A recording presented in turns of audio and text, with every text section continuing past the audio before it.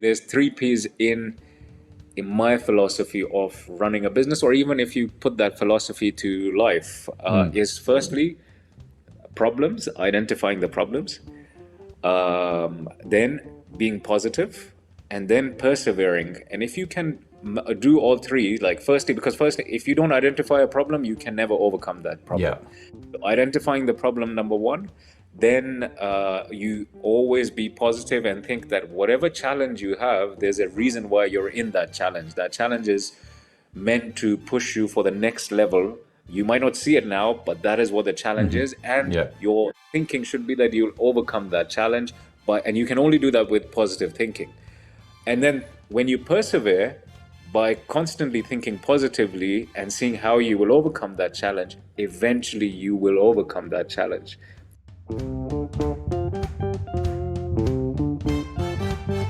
Welcome to Push to Be More with me, your host, Matt Edmondson. Now, this is a show that talks about the stuff that makes life work. And to help us do just that, I am chatting with my guest, Samir Raymond from Explore DMS, about where he has had to push through, what he does to recharge his batteries and to be, as well as what more looks like for him. Now, the show notes and transcript from our conversation will be available on our website, which is pushtobemore.com.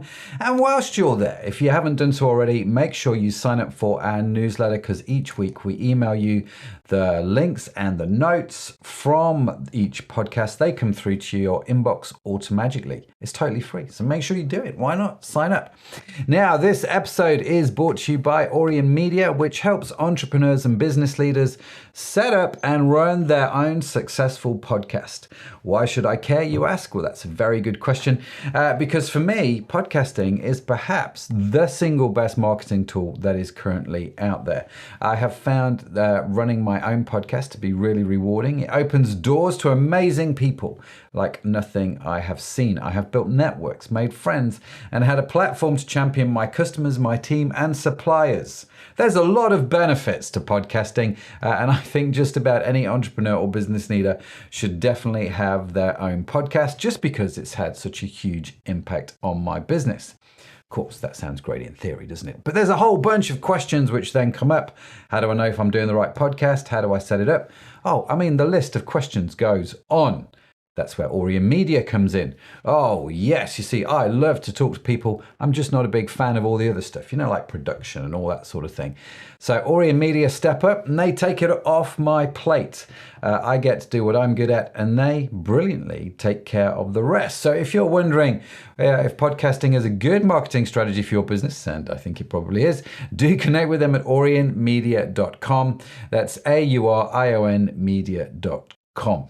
Now, that's the show sponsor. Let's talk about today's guest, shall we? Let's delve into the whirlwind story of Samir, an entrepreneurial prodigy who launched his first venture, SI Sports, at just 17. His passion for business soon propelled him from the world of sports trading to the exciting realm of travel with Explore Travels, and later into the dynamic sphere of digital marketing with Explore, a small startup that has since become a bit of a juggernaut in the industry.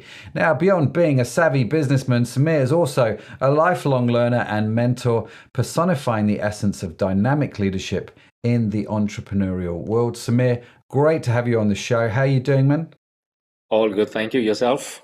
Yeah, good. I was just saying before we hit the record button, I've just got back from an epic trip, slightly jet lagged, but nonetheless, doing very good. And it's great to have you on the show. Thanks for joining me, man. Likewise.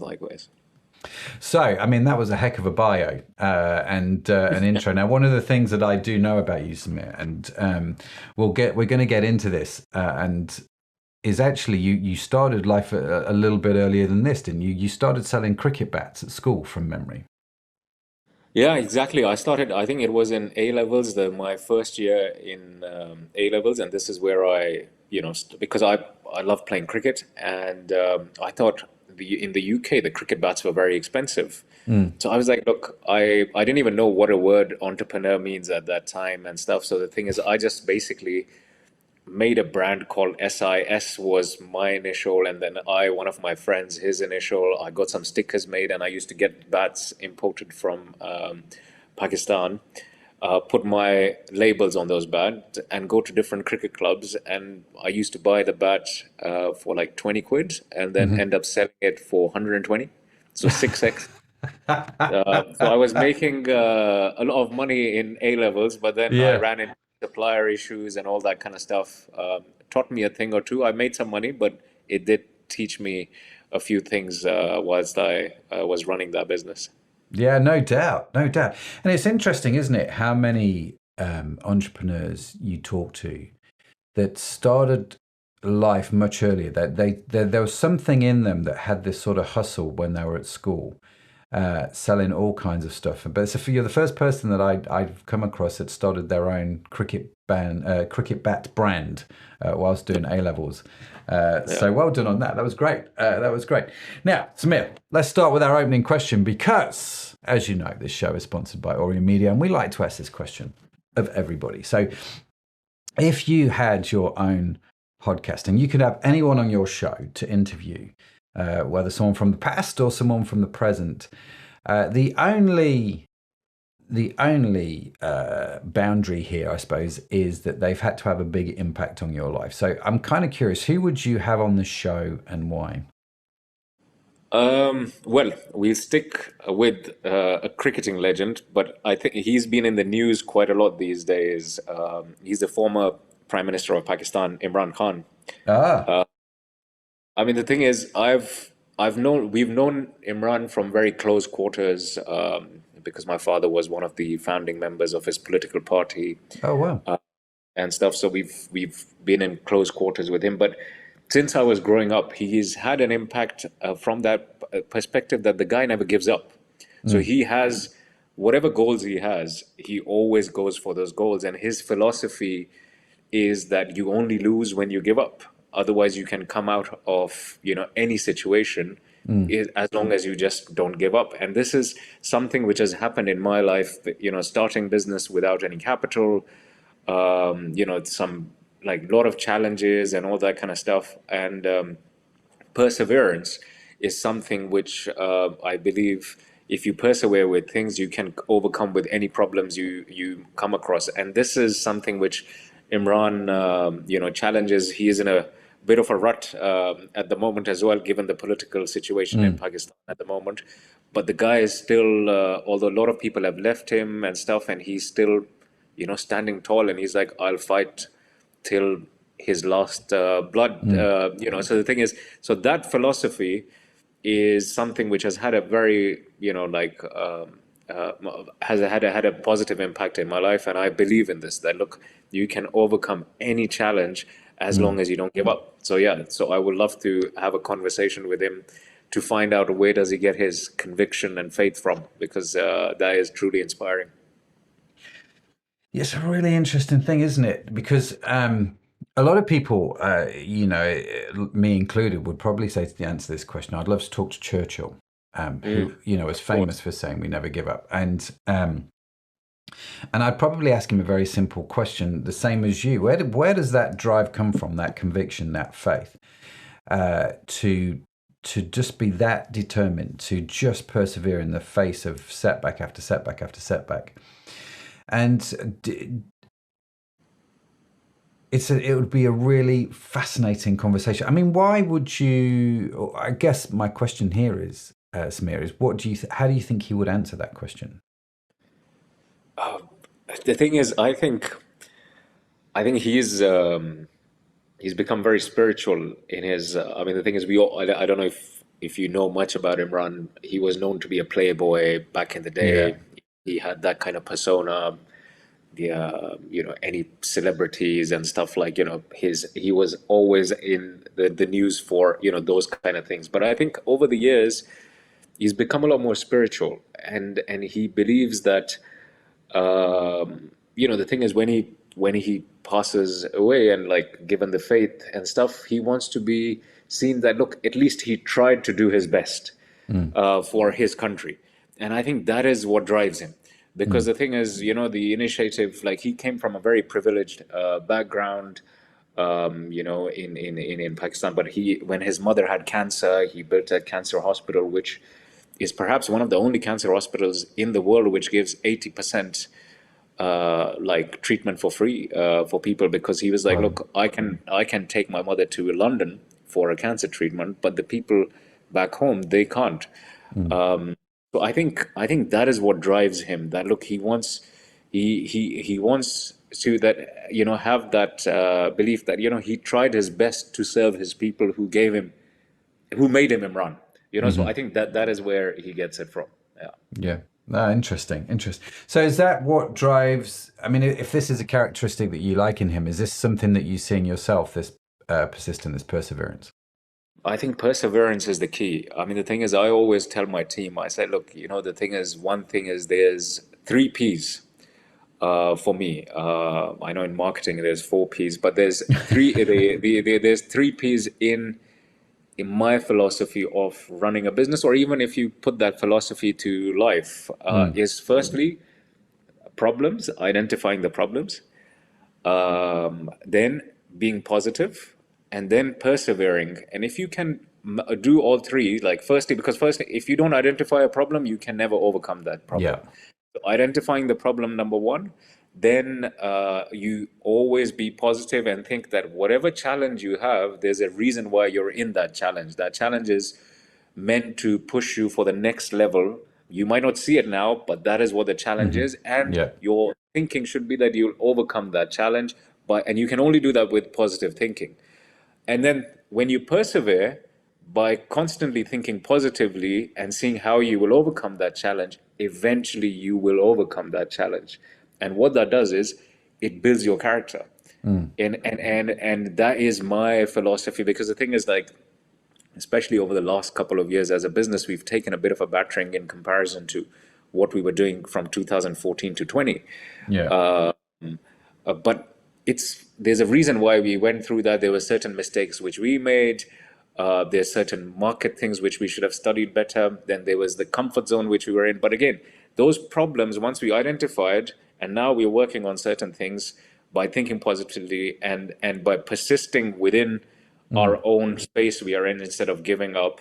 I think now we are actually coming back in a better position, the way we position ourselves in front of our clients, the way we position ourselves internally. So I think, yeah, that philosophy, it definitely resonates with me in business and in personal life, 100%. Yeah.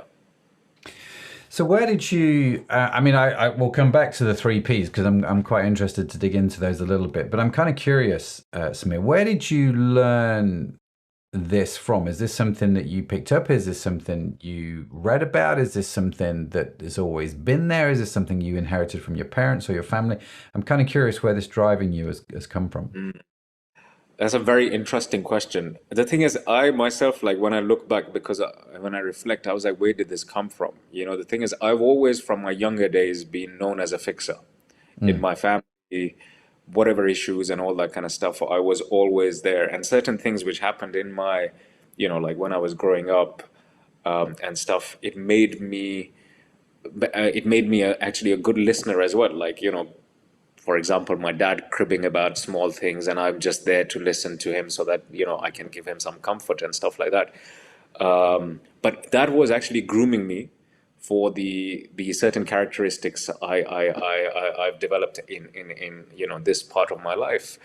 So the thing is, then I was always inclined towards not reacting to things, being more responsive and stuff, because I saw within my like space, when people reacted and stuff, they usually turned the situation into like a very negative kind of situation. So I think Mm. observing certain traits within the family and stuff, that did give me a bit of a perspective. Then I started reading a lot about it. As I was growing up, I read a lot of books, a lot of different philosophers, from Rumi to Krishnamurti. There's Socrates to the art of war and all that kind of stuff, Sun Tzu. Mm. So the thing is, then I started reading, and then thing is, when I started learning from there, and I was like, you know what, this actually, if you apply that in your life, there's more, you're more at peace instead of trying to control everything in your life and all that kind of stuff. So I think that the my when I was growing up, certain the environment, Mm. uh, like that helped me, like get that drive in. Because the thing is, Yeah. I saw some people not have that drive in my family, so I was like, I don't want to live that way. Mm. The thing is that I was always a bit of a dreamer. So and in the so like by looking and observing at my family, when I used to see that the drive isn't there, I think maybe the opposite happened. Because what I do, and none of my family has ever done that. I've like started business, taking risks. They're very risk averse. My Right. dad's side lawyers, my mom's side are doctors. My brother is a chartered accountant. So Oh, the wow, thing you've is, got they're not all of them. The accountant, the doctor, and the lawyer, all in your family. exactly. So the thing is, I think it was one of those that I don't want to be, a bit of a rebellious. I think that's where Yeah. the drive. Yeah. I think it's I often say to people, I think the old fashioned Latin entrepreneur means rebellious. It totally doesn't, but I think there's an element of having that, isn't there, somewhere in the midst, that you've got to be a little bit rebellious. So you've had this upbringing then, Mm. and you're obviously very well read. Um, and you've read some. I mean, these aren't like books that you're reading. It's not like a magazine or a comic, is it? This is Socrates is Hui, The Art of War. Books that I've read, and you kind of think, well, these are interesting, but then they're not easygoing books. So, um, I mean, you called Imran Khan. You said he was spiritual. Is that something that you model? Would you consider yourself a spiritual person? Yeah, I'm not a religious person, but I would say yes, I'm more spiritual. I do Mm, believe in a higher being. I do believe in the universe. I do believe in working on yourself mm, more than anything, because I believe that if you can work on your own character, your own values and stuff, mhm, eventually things happen. And I mm, think that spiritual side has always been there. And again, I would say, because that's also my environment and stuff. There mm, was the family in itself has a lot of spirituality in it. There's a I'm not sure if you're familiar with the word Sufism, mm, where this like Rumi, mm, he was a Sufi. They believe in the soul, like mhm, working on your soul, working on yourself, and all that kind of stuff. So that element has always been inside, and as I'm, growing older and stuff, and I think it's becoming a bit more evident in the way I actually manage myself, or the way I respond to things and all that kind of stuff, because I do have full belief in the universe that wherever I am now, this is exactly where I was meant to be at this mm, stage, mm. and because it's preparing me for my tomorrow. So that Yeah. belief is there. I don't know how it came about and stuff, but that since I've read more into, or delved more into this, I've found more peace. Mm. So yeah, definitely the spiritual element is there. Not 100% sure how it came completely, but it is there. Yeah. It's interesting, isn't it, listening to you talk about that? I mean, earlier on you mentioned, you know, understanding what you can't control. I think was a phrase that you used, and yet at the same time, the one thing I suppose you can control is you can't control what happens to you, but you can control your response to it in a lot of ways. And listening to you talk, I'm kind of reminded of that actually. That my character, my response, how I deal with whatever it is I'm facing today. That's the bit that I can actually work on. That's the bit that I could actually do something about, and in doing that, a lot can change. So I find that quite fascinating, and I guess um, if I could maybe ask this question to me, which it might sound slightly odd, but does that sense of peace, that sense of um, self, result in contentment, or are you still quietly discontent with life? No, the thing is, when you get to the stage whereby you have that complete conviction that you are meant to be at this very moment, we are meant to be wherever we were meant to be, Mm, and that is part of the bigger plan. I think that's where peace comes. And when you have Mm, peace, then you do have contentment, mm, and stuff like that. So yes, I'm overall like very content, but at the same time, I'm very ambitious. yeah. Like in terms of my business, where I want to take my business, where what do I want to do with my personal life, my goals, because I also believe in that you cannot get stuck at one thing, because if you get stuck, like you've achieved, for example, a certain business goal, and that's it, you stay on it and stuff, that's where your growth dies. So the thing is, when you reach one stage, then you have to aim for another one, or aim for even a bigger challenge, and stuff. So because that's where the continuous growth is. So the thing is, Yeah. I think contentment is there from that perspective, that I need to accept what is happening in the now, and the ambition is to continuously grow Mm, a business, personal, and all that kind of stuff, so that I don't become stagnant. So mm, that's, and again, that also gives me contentment, because I'm constantly doing that. Because if I don't, then I think I'll be more like I won't be as mm. content. So yeah, so these both factors give me contentment, as well as the drive to continue the journey Yeah. I'm on. That's a really interesting point, isn't it? Because at first glance, you kind of would think, well, contentment, there's a tension between contentment and ambition. But I like the way you put that, in the sense that actually I'm content because I'm ambitious for growth. And because I'm Exactly. ambitious for growth, I'm content. Um, and if I'm not ambitious, if I'm stagnant, then I'm discontent, which is, I think, is a really interesting way of looking at it. So let's talk then, Samir, about some of the challenges that you have had to face. So, this philosophy that sort of guided you through life, what's some of the big things that you have had to face, going back to your three Ps, the first P, problem, what would be some of those? How long have we got in the podcast? A list as long as you're on, man. Look, there's been many problems. I mean, the thing is, as I said, that, look, when you start, I remember when I graduated, I took a year out from uni in, I think, 2007. I went to University of Westminster in Mm, Harrow, and I started my travel business. So the sports business, I had one supplier. That mhm, was one of the beginning problems. I was making money. I was churning these bats. I was bringing, but then getting it from Pakistan to England and stuff, because I had an issue with the supplier. I had some orders, it didn't come on time, and it caused me issues.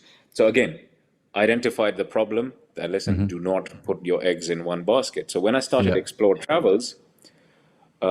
Travels, I started in MK in Milton Keynes, because in Milton Keynes there was no service-based travel agency catering for certain markets such as the Middle East, Asia, Far East, and stuff like that. At that, I think I started in 2007, yes, or 2006, because I took a year out from uni, my penultimate year, and I started that. But what I did was, learning from the problem I had with SI Sports, instead of having one supplier, I had many consolidators. Consolidators, for example, in the travel space, the consolidators, the way they work is, so one consolidator, the airline will have a special deal, like Emirates might have a special deal with one travel agent, who will then sell the tickets or the and stuff to other travel agents and stuff. So instead of just partnering with one consolidators, I tied up with multiple consolidators, learning from mm, my problem at the SI Sports front. And so, but now, then when I was running the travel business, because I was in uni, I had a business. I was a bit younger. I was a bit cocky. I was like, okay, I'm running a business, and I wasn't making money.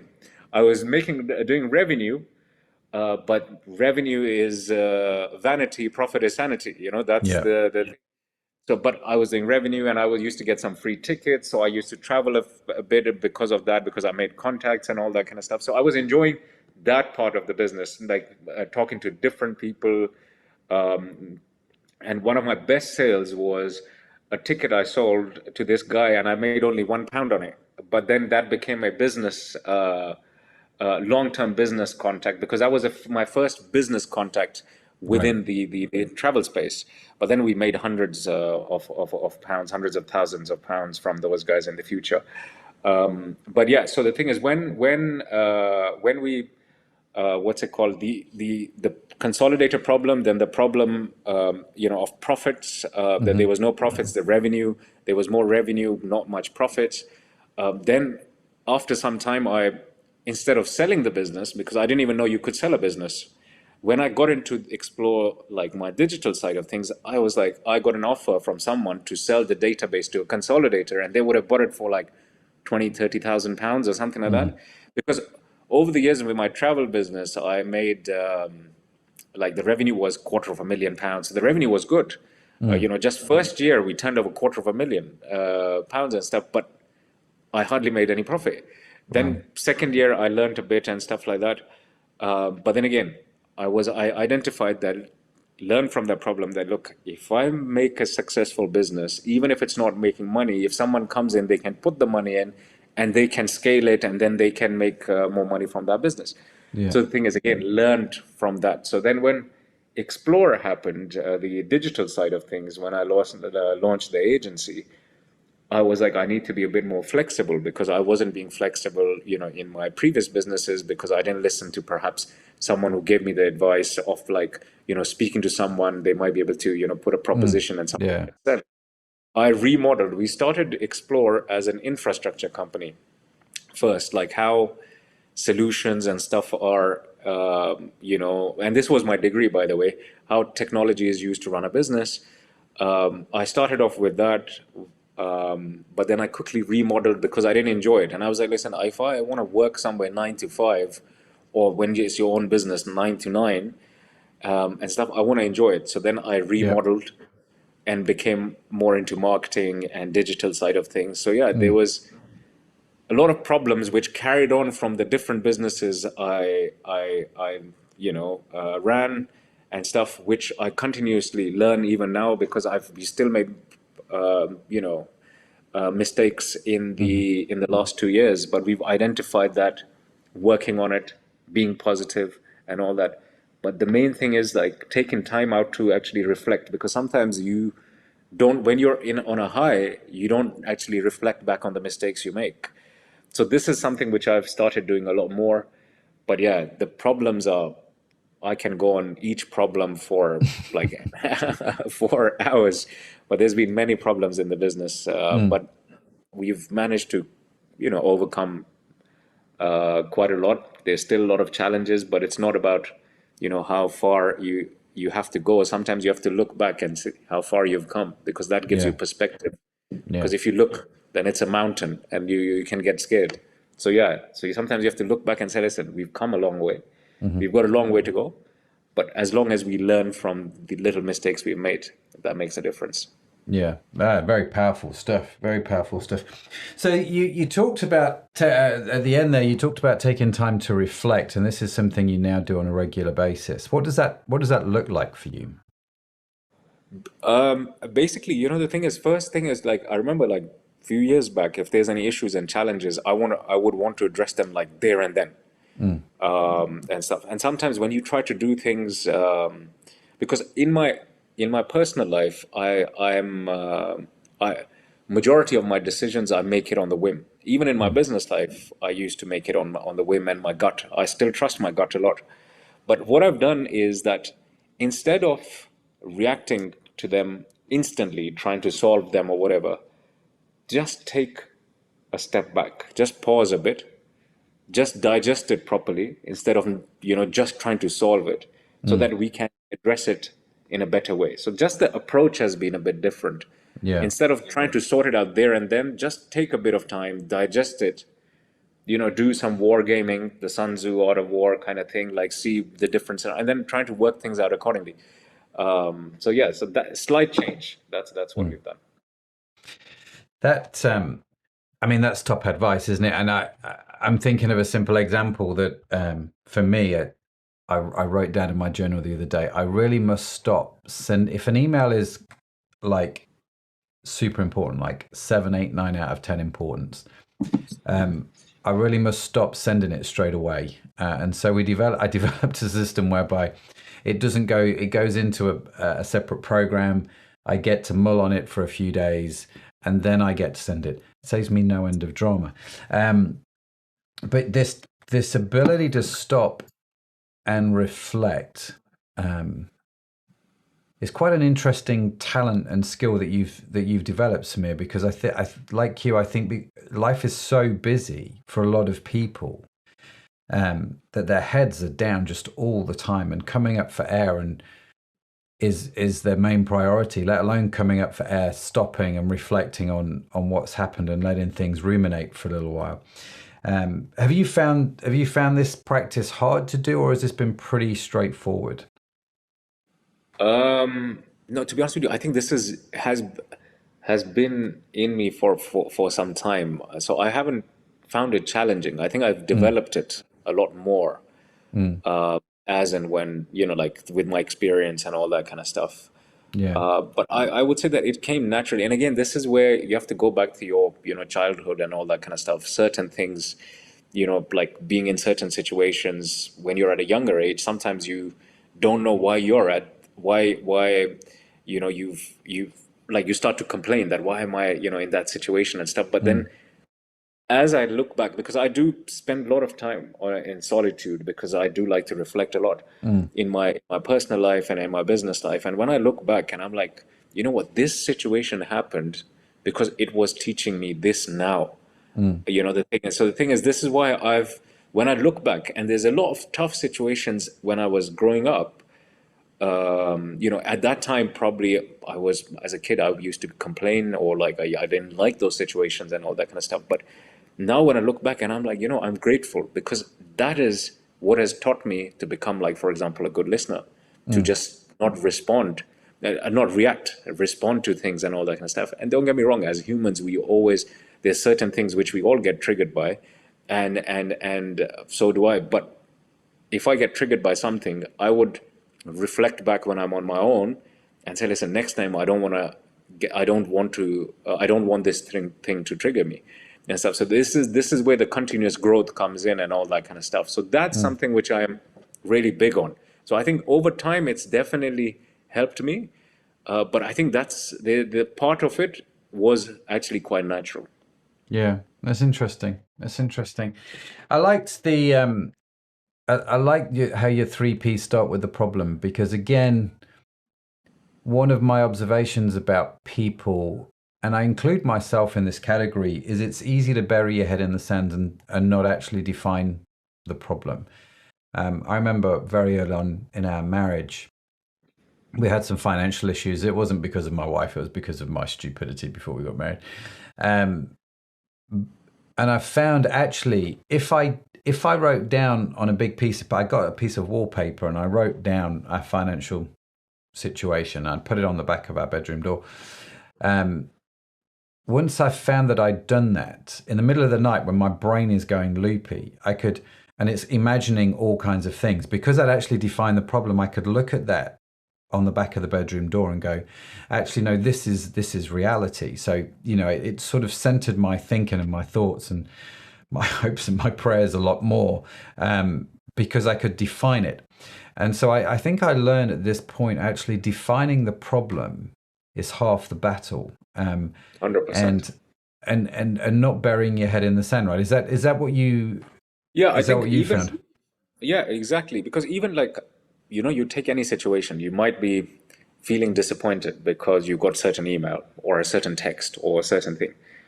The moment you identify the emotion, Mm, you automatically, you become a bit more calmer. The mm, difficulty we have is we are unable to identify. And given the life we have these days, the lifestyle, it's like very fast paced, always on the go, and that kind of stuff. We don't give ourselves a moment to just breathe, and just think or just reflect. Because the thing is, it's happened with me many a times. Like, I'm like, why am I so pissed off today? Like, why am I? But yeah. the moment I identified that this is what pissed me off, it was like, like it just gives me that. So identifying the problem makes a big difference. Identifying the emotion makes a big difference, and stuff. But it all starts from giving it some form of perspective, Mm, and giving it and that can only happen is when you reflect. yeah. And the issue is, these days I see people don't have the time to reflect. it's the same rut, it's the same circle of life, it's the same thing and stuff. So this is where I feel that, like giving yourselves even 5 minutes on your own, no distractions and stuff, that can make a big difference Yeah. on how you end your day or how you start your day, because it will help you identify, problems or certain emotions. So Yeah. yeah, No, I agree. For me, journaling is, I find journaling a really powerful tool in helping me do this. For other people, it's other things, but I have a prayer journal, and that's what I use a lot, and it's just super helpful for helping me process a bunch of these things. I'm curious, Samir, as we move on, where do you find joy? little things. I think if you look for joy, in big things, and I think sometimes it's difficult to find that joy. Mm, I think joy can be in little things, and it needs to be internal. It can't be external. And because if you expect joy to come from, like like someone else, I think you're mm, always on the beck and call of like an email or a deal being closed and all that kind of mm, stuff. I think the joy needs to be in the process. mm, Doing a good pitch, doing a good proposal better than the other proposals you've done. Like spending time in nature, spending time with your loved ones, can also be switching off. But again, I think as long as we identify, for me, it's in the little things, which gives me joy. That mm. and also giving. I think when you give without expecting something in return, I think that also helps in joy. Yeah. Yeah. Yeah, no, very powerful, very powerful. So, I mean, you've talked a little bit already, Samir, about taking time to reflect. You obviously do a lot of reading, but what are some of the key things that you do to recharge your batteries? To keep you going. I play a lot of sport. I like cricket, of course. Of course. Why would you? Do you play a lot of cricket? Well, I used to in the UK. I used to play a lot more. I was my club captain in between, and my uni captain, and so I played a lot, like 3 days a week, Saturday, Sunday, in midweek. Mm, Since I moved to Dubai, we play indoor cricket here because it's boiling outside. mm, So yeah, we do play cricket, but then I love swimming. Going to the beach, the sea. I love swimming in the ocean. mm, So yeah, these things I like to run, strength, like going to the gym, strength training, and all that kind of mm. stuff. That I'm not, that I've started going back again to the gym, but main thing is like being active, like that. Yeah, Yeah, that's the key. doing some kind of sport you enjoy Exactly. is. People always say, well, I say always, people ask me a lot, if they, I like going to the gym, I like working out, I have a gym at the house, work out with my kids. Well, I did before they moved out and went to uni. But it's that kind of, I like you, I really enjoy that. And one of the questions people ask me quite a lot is, if I want to start getting fit, if I want to start working out, what's the best exercise I should do? And I always say to them, something that you enjoy. Exactly. Because that's going to keep you doing it, right? And let's start to build some habits. And so I'm sorry to say, Samir, cricket's not on my list because I was just really rubbish at the hand-eye coordination when I was at school, with cricket and tennis. I just What couldn't do sport do you it. play? I don't. I used to play football a little bit. I got injured too much, and now I just go to the gym. And I quite enjoy lifting weights, usually with my kids. My over lockdown, because we had the gym at the house, I'm like, this is the best investment I've ever made, because my boys spent all time in the gym. The downside to that is my middle child, my youngest son, Zach, he is so much stronger than me now. And part of me is really proud, and part of me is like stupid competitive trying to keep up. And so, but yeah, that tends to be my outlet is more the gym, and hiking. I love to get out in the hills and hike. But yeah, I wish I could play cricket. I have a cricket that if you walked outside my front door, I don't know why I'm pointing to it because you can't see it, but right outside my front door is a cricket pitch that has been there since I think the 1800s. It's one of these old Wow. style cricket clubs that's got all kinds of planning conditions, so they can't build on the cricket field. So we get this lovely view in the summer. Yesterday we had the door open; you could hear the people playing Mm. cricket, and it's great. Um, so yeah, we've got the Ashes starting soon. I know that much, but I no, I think it's day 3 or day 4 today. Yeah. oh yeah, yeah, I'm tell you, jet lag. I'm just a Yeah, little bit exactly. behind. Look at the minutes. Yeah. So you like to do sports.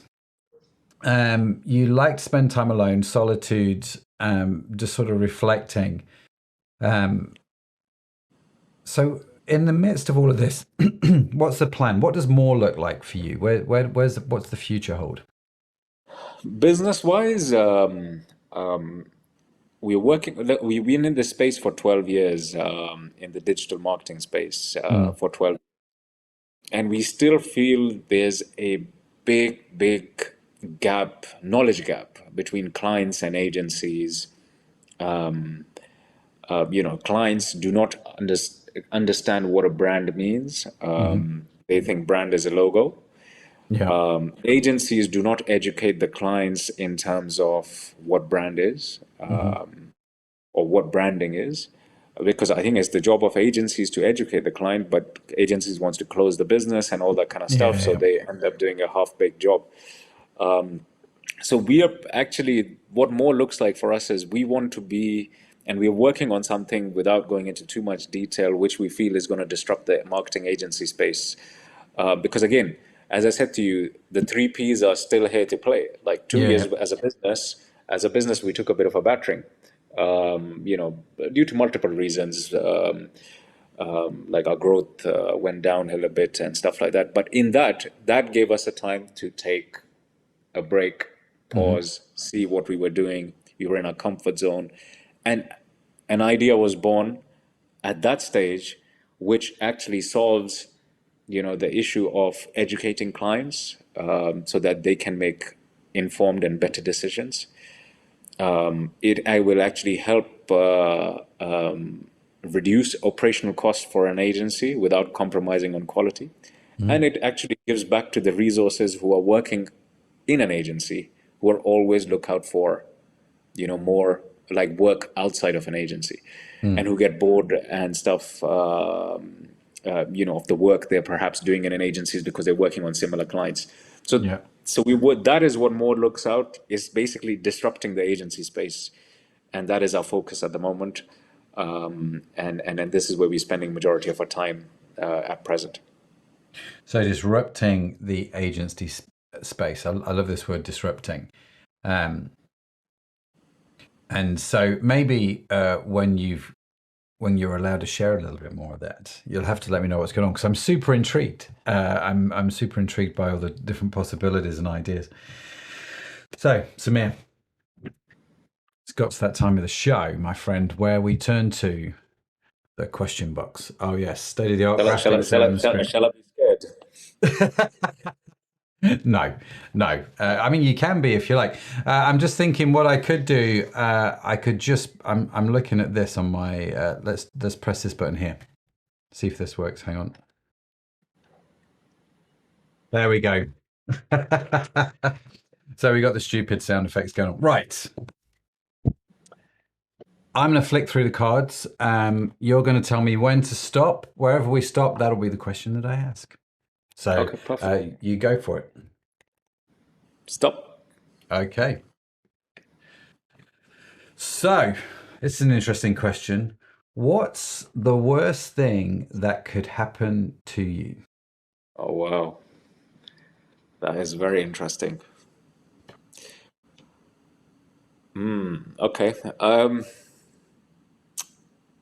I think losing my drive probably.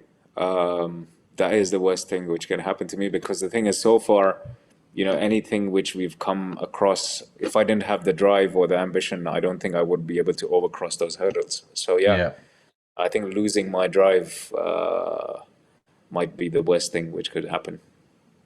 that's a really interesting answer. So, I guess my question to you then would be, well, what would cause you, do you think, to lose your drive? Or what do you think causes other people to lose their drive?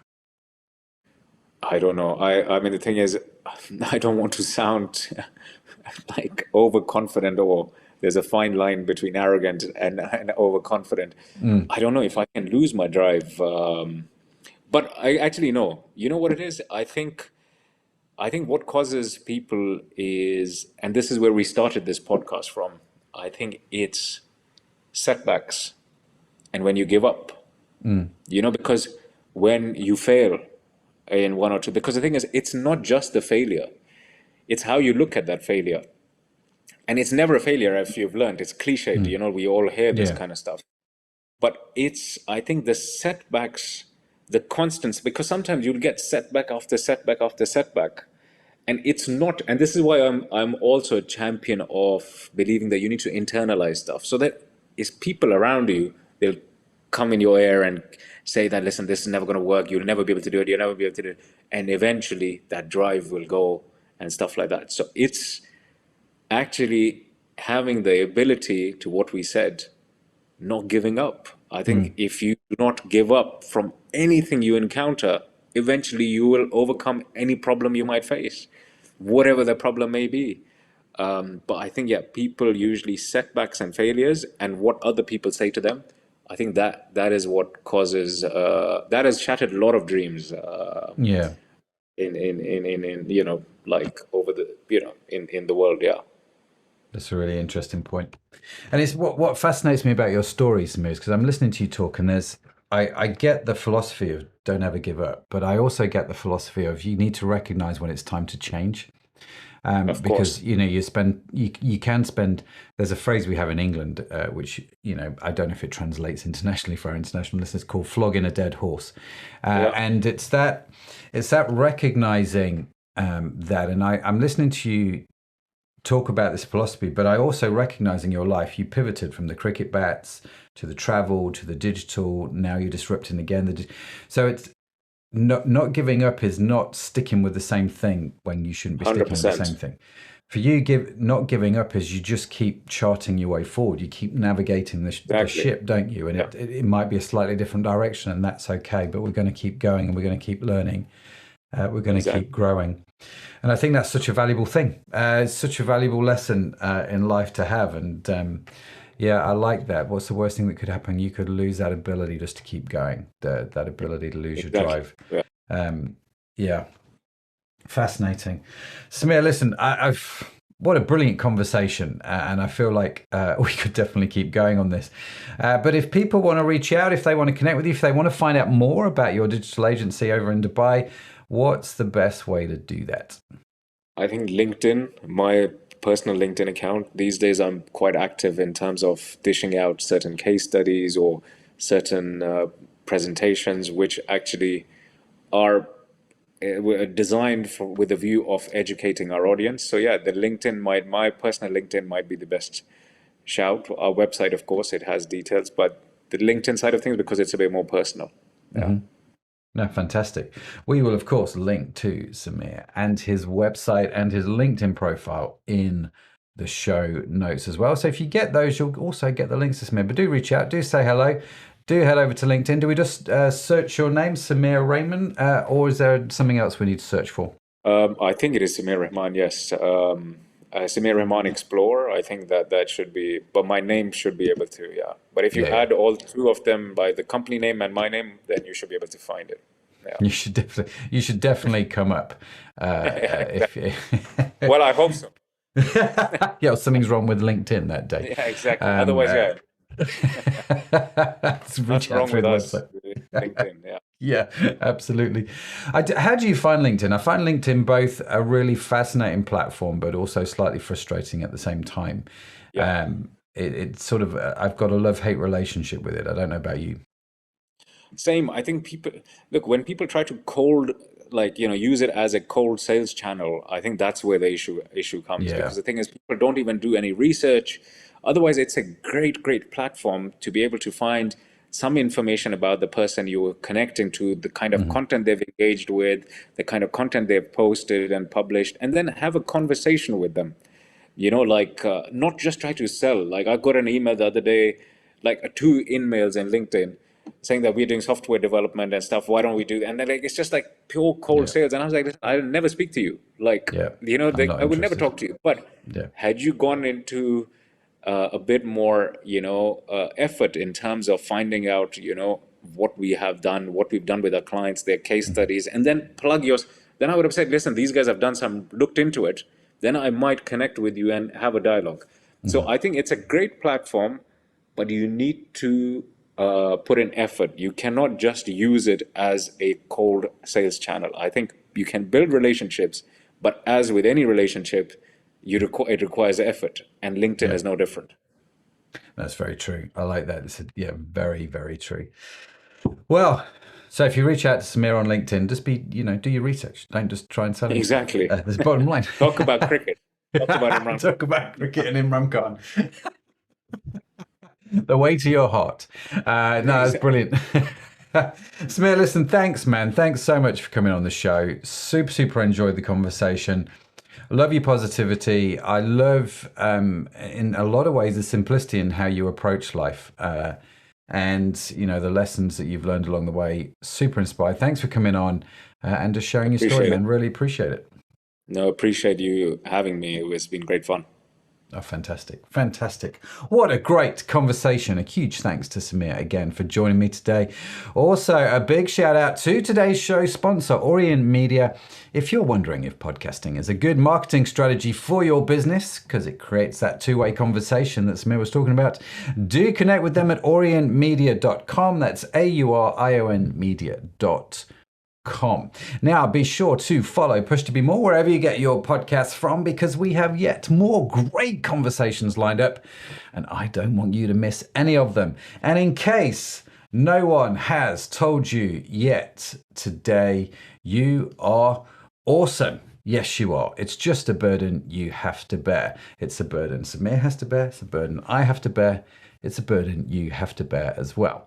Now, Push to Be More is produced by Orient Media. You can find our entire archive of episodes on your favorite podcast app. The team that makes this show possible is Sadaf Bainon, Estella Robin, and Tanya Hutzlak. Our theme music was written by Josh Edmondson. And as I mentioned, if you would like to read the transcript or show notes, head over to the website pushtobemore.com. And whilst you're there, make sure you've signed up to the newsletter. And all of this stuff comes to your inbox automatically for free. That's it from me. That's it from Samir. Thank you so much for joining us. Have a fantastic week wherever you are in the world. I'll see you next time. Bye for now.